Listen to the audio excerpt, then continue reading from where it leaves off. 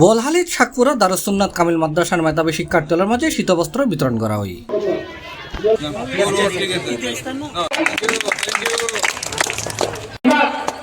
ফেব্রুয়ারির 6 তারিখ বৃহস্পতিবার সকাল উপজেলার শাকপুরা লাহাত মাদ্রাসার হল রুমত মাদ্রাসার প্রতিষ্ঠাতা মাওলানা নূর মোহাম্মদের সভাপতিত্বে এটা প্রধান অতিথি আছেন চট্টগ্রাম দক্ষিণ জেলা বিএনপির সাবেক আহ্বায়ক আলহাজ আবু সুফিয়ান। অনুষ্ঠানত বিশেষ অতিথি আছেন উপজেলা বিএনপির আহ্বায়ক হাজী সাক চৌধুরী, আলহাজ পিয়ার মোহাম্মদ, হাজী আব্দুল্লাহ, এম সুলাইমান ডালিম, হারুন সওদাগর, আবুল কালাম সওদাগর, তসলিম উদ্দিন, মোহাম্মদ শাহেদ, রমজান আলী, জামাল উদ্দিন, আজম তালুকদার, ইদ্রিস খান, তসলিম উদ্দিন, মীর মোহাম্মদ ইলিয়াস, মোহাম্মদ ফুরকান, তহিদুল ইসলাম জুয়েল, নুরুদ্দিন, জাফর আহমদ, মনসুর, আরমান আলম, রিফাত ইসলাম, নয়ন, তানবীর, কায়সার, হায়দার, এরশাদ জীবন সহ আরো অনেকেই। এর আগে শাকপুরা ইয়াসিন তালুকদার ফারাদ হযরত মাওলানা আলী মোহাম্মদ ফকির উরস উপলক্ষে ফ্রি চিকিৎসা ও সুন্নি মহাসম্মেলনত প্রধান অতিথির বক্তব্য রেখে দক্ষিণ জেলা বিএনপির সাবেক আহ্বায়ক আলহাজ মোহাম্মদ আবু সুফিয়ান প্রধান প্রতিষ্ঠাতা হচ্ছে যিনি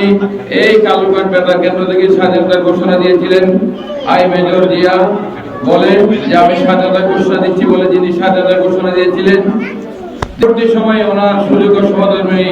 দেশনেত্রী বেগম খালেদা জিয়া বাংলাদেশের 3বার প্রধানমন্ত্রী, উনি দেশের মানুষের অধিকার প্রতিষ্ঠার জন্য, গণতন্ত্র প্রতিষ্ঠার জন্য দীর্ঘ সংগ্রাম করেছেন, গণতন্ত্র প্রতিষ্ঠা করেছেন। আবার জনগণের পক্ষে কথা বলতে গিয়ে ওরা অন্যায়ভাবে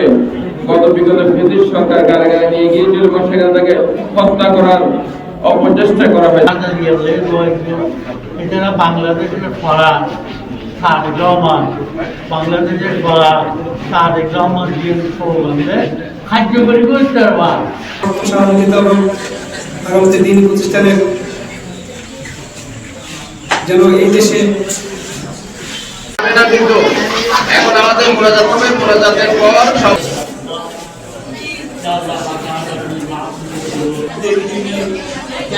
C+ TV চট্টগ্রাম। বাংলাদেশ